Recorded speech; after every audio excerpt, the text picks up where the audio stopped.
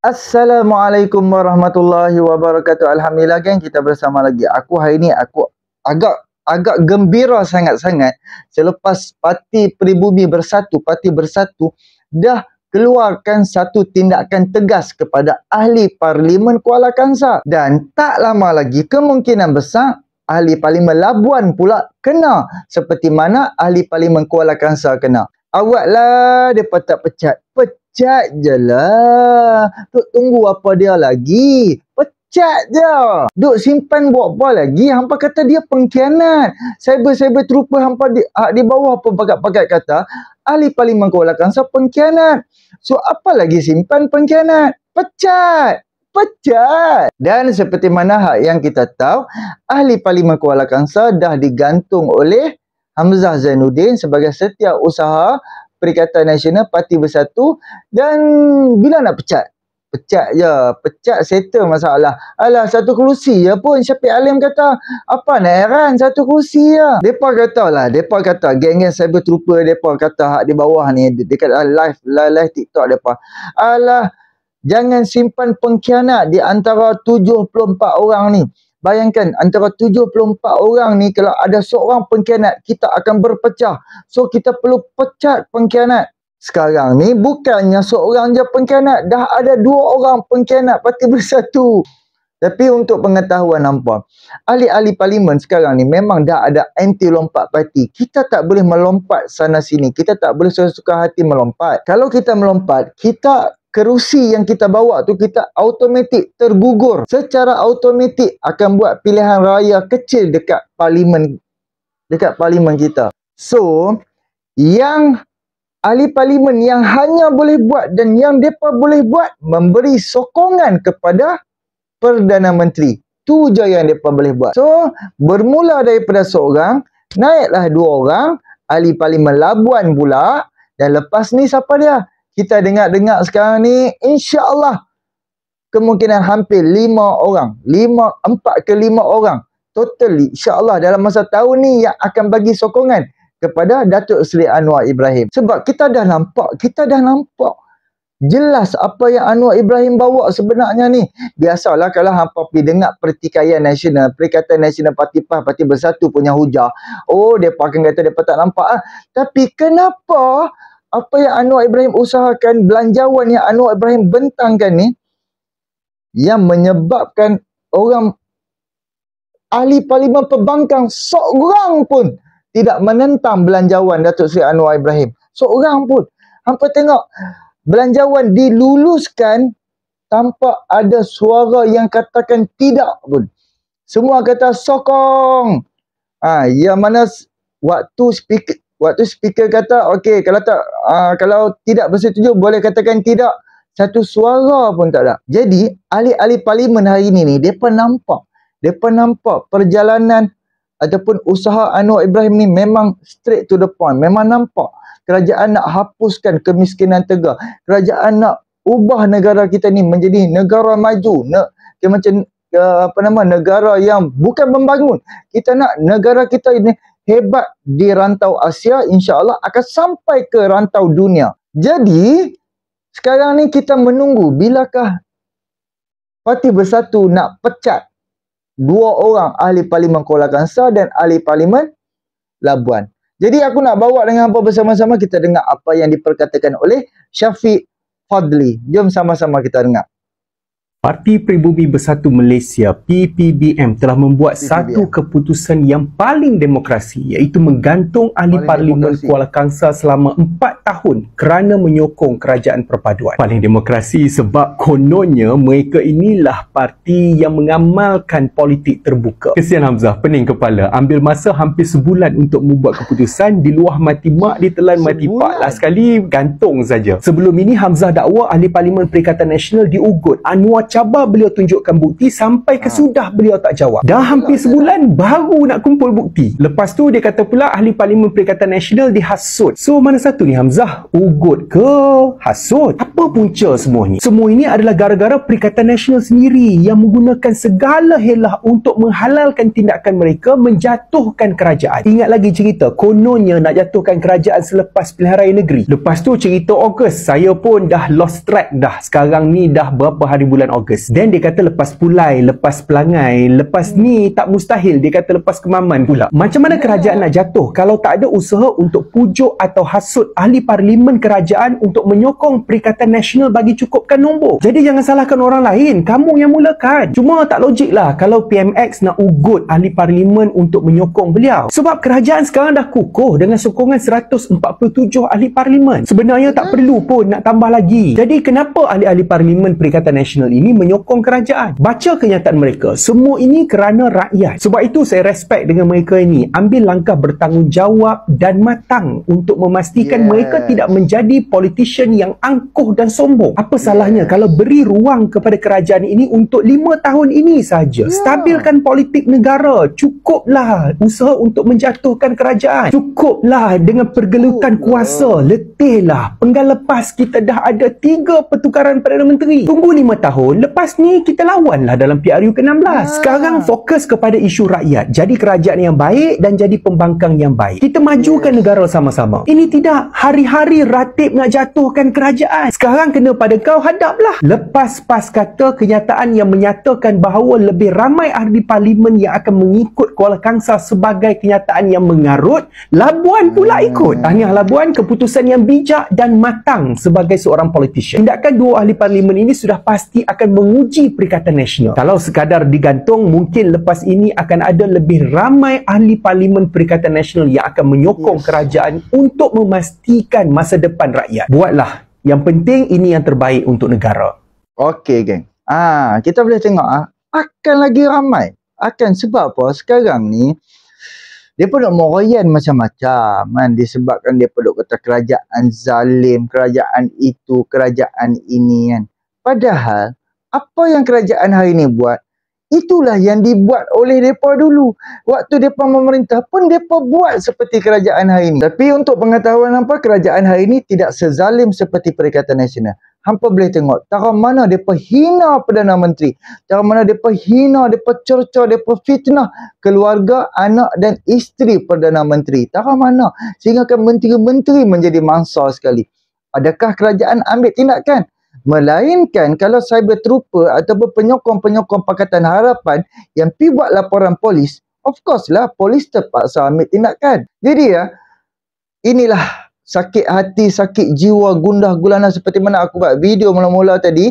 Aku ada keluarkan satu video pasal pertikaian kerajaan hari ini. Hampa yang tolak untuk tubuh kerajaan, so kenapa hampa koyak? Hampa yang tolak. Jadi kita boleh tengok yang seperti mana alasan Hamzah Zainuddin kata diugut. Wan Saipul Wanjai pun keluarkan kenyataan kata ni ahli-ahli parlimen Kuala Kangsar dan juga Labuan diugut sebab tu tiba-tiba buat sokongan.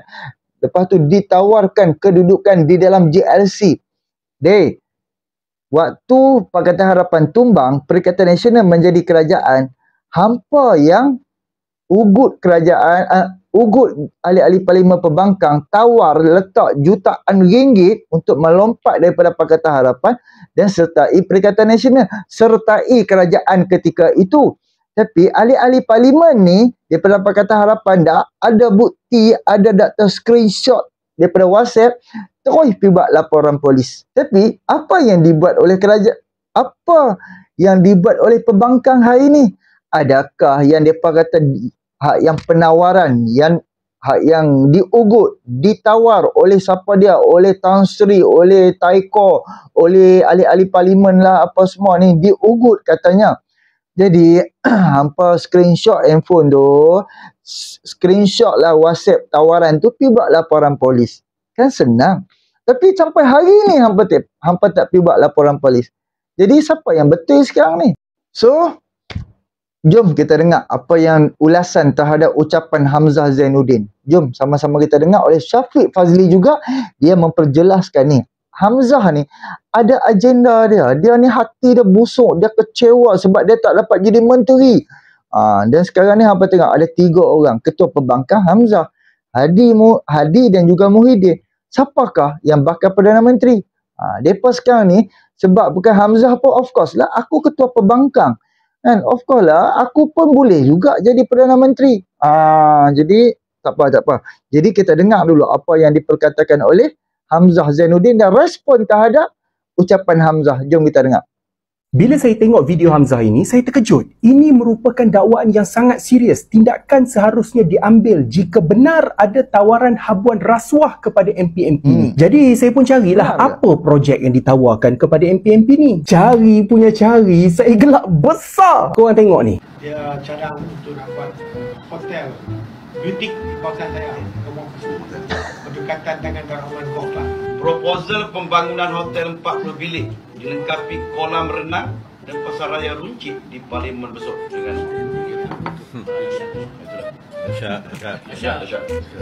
Kelakar kan? Hamzah. Dia punya gimmick buat sidang media tu macam ada pendedahan besar. Rupanya ada orang cadang nak bina hotel di tempat diorang. Lah. Ingatkan diorang ni ditawarkan projek ratusan juta oleh kerajaan secara runding terus ke yang boleh kita anggap sebagai tawaran habuan rasuah. Rupanya ia hanya satu cadangan pembinaan hotel. Itu pun bukan daripada kerajaan. Ingatkan dapatlah projek sorok beras ke, sorok minyak masak ke. Rupanya ada developer cadang nak buat hotel baru cadangan. Itu pun salah ke? Kalau tak nak, Hamzah boleh bawa ke Larut. Kami amat-amat mengalu-alukan. Dah masuk 4 penggal kamu jadi ahli parlimen Larut. Tak ada apa-apa pembangunan pun di Larut ni. Tak malu ke? Cakap berdegah-degah hebat tak tentu hala. Tapi apa pun tak ada kat Larut ni. Kalau 2 ahli parlimen ini rasa cadangan itu merupakan satu bentuk habuan rasuah, maka mereka wajib untuk melaporkannya. Adalah menjadi kesalahan di bawah Seksyen 25 Akta SPRM jika tidak melaporkan rasuah yang boleh didenda ataupun dipenjara 2 tahun. Jadi soalan saya kepada Hamzah dan konco-konconya, mengapa tak laporkan? Okey. Pakat pi buat laporan polis. Laporan SPRM kalau benar semua ni berlaku. Kan? Kita ingat ke tawa untuk nak handle projek ratusan juta, projek itu, projek ini. Rupa-rupanya hanya bagi cadangan. Developer ni cakap, okey, kami hanya nak bina hotel. 500 tingkat, besar ada 5 km. Kita ingat macam tu. Dan itu je lah. Faham tak? Hanya developer ni cakap, okey, kami nak bina ni, kami nak bina hotel dekat Parlimen hampa apa semua. Tu je. Tak ada ke duk nak okey kerajaan offer untuk dapat jawatan exco, untuk dapat jawatan timbalan menteri untuk menjadi menteri. Tak ada pun. Sebab tu depa dah ni seperti mana brother tadi cakap, depa dah ni depa dah tengah swing. Depa aku nak bagi alasan apa? Alasan tak masuk akal nak abang ambil gambar. Tak masuk akal. Kalau hampa dengar tadi kan, yang ucapan ahli parlimen Besut kan, tadi dia ada cakap kan, Allah, kalau betul-betul lah itu ugutan, pi buat laporan polis. Hamzah, hang ketua pembangkang, Hamzah takkan penakut, pengecut. Pi buat laporan polis, laporan SPRM je. Senang. Ataupun sebenarnya di dalam gabungan hampa Parti Bersatu sedang berlaku perpecahan. Betul ke? Berlaku perpecahan. Disebabkan berlaku perpecahan lah, ahli parlimen Labuan tiba-tiba bagi sokongan kepada Anwar Ibrahim. Ahli parlimen Kuala Kangsar bagi sokongan terhadap Anwar Ibrahim. Sekarang ni ini hanya gimmick untuk nak tutup keburukan ataupun perpecahan di dalam Parti Bersatu. Hampa perasan, Hadi Awang dia dah tak bergantung pada Muhyiddin Yassin. Hadi Awang sekarang ni banyak dia pergi buat konvoi apa-apa dengan Tun Dr. Mahathir. Dan 2 hari lepas Tun Dr. Mahathir ada dekat Kampung Lusila, ada dekat ahli parlimen Marang. Bertemulah dengan Hadi Awang. Untuk apa geng tiba-tiba Mahathir daripada Kedah, Lostak, Langkawi mana, pergi ke parlimen Marang. Untuk apa? Untuk jumpa Hadi tu. Kita boleh nampak lagi beberapa hari akan diadakan penamaan calon dekat Parlimen Kemaman. Sebab apa? Ada pilihan raya dekat Parlimen Kemaman. Rupa-rupanya Mahkamah SPR pun dah macam dah bagi tahu ada unsur rasuah, ada unsur beli undi daripada ahli parlimen yang menang di atas tiket PAS. Uish, depa rasuah kan? Depa rasuah, depa telan duit, depa bagi duit, depa beli undi. Jadi sebab itulah bila dah ada bukti yang sangat-sangat kukuh, kerusi dikosongkan, kerusi digugurkan dan akan diadakan pilihan raya kecil sekali lagi. So hari ni apa yang Tun Dr. Mahathir dia bertemu dengan Ustaz Hadi Awang, kemungkinan besar apa yang orang-orang pakat-pakat duk bicarakan soal Mahathir bertemu dengan Hadi ni untuk mencalonkan Mahathir sebagai calon Parlimen Kemaman. Kalau Mahathir menang lah, kalau Mahathir dicalonkan dan Mahathir menang, Mahathir boleh masuk Dewan Parlimen. Itulah yang kita nampak. Itulah agenda mereka, itulah usaha mereka. Sebab sekarang ni mereka dah tak boleh bergantung pada Muhyiddin. Mereka terpaksa ada juga Tun Dr. Mahathir. Jadi dahlah Mahathir hilang deposit, kosong kerusi, tak ada apa KPRU hari tu, tapi tiba-tiba mereka nak bergantung kepada Mahathir. Sebab mereka kata apa? Kuasa Melayu. Mereka duk mainkan kata Melayu berpecah, Melayu jual itu, Melayu ini, Melayu itu. Padahal Melayu tak undi parti mereka ya pun. Berpecah celah mana? Hari-hari kita boleh berhubungan, kita boleh berjumpa, kita boleh bertemu, kita boleh apa-apa saja kan dengan orang-orang Melayu kita, walaupun depa walaun, kita walanon, dia walade, dia macam-macam kan, geng-geng parti-parti ni. Padahal kita jumpa, kita boleh tegur macam biasa aja. Tapi disebabkan rakus kuasa, nakkan undi, nakkan kedudukan, dia mainkanlah isu-isu Melayu. Padahal Melayu okey je kan, hanya Melayu tak undi depa je, itu je pun. Jadi untuk mereka nak dapat undi Melayu, mereka mainkan kata Melayu berpecah. Padahal tak berpecah pun. Sama ada kita dengan China, India apa, kita boleh berbisnes dengan mereka. Kita boleh jalinkan hubungan dengan mereka. Kita boleh hari-hari, setiap hari, no problem. Tapi orang-orang yang mabuk kuasa, gila akan kuasa, nak jadi Perdana Menteri kali ke-3, kali ke-4, nakkan jadi Menteri Duta Khas, nak jadi Perdana Menteri, nak jadi Menteri. Itu yang mereka duk mainkan sekarang ni. Duk burukkan orang lain. Duk burukkan parti lawan. Duk burukkan kerajaan. Sedangkan mereka memerintah pun, mereka tak mampu buat pun. Jadi inilah sedikit perkongsianku.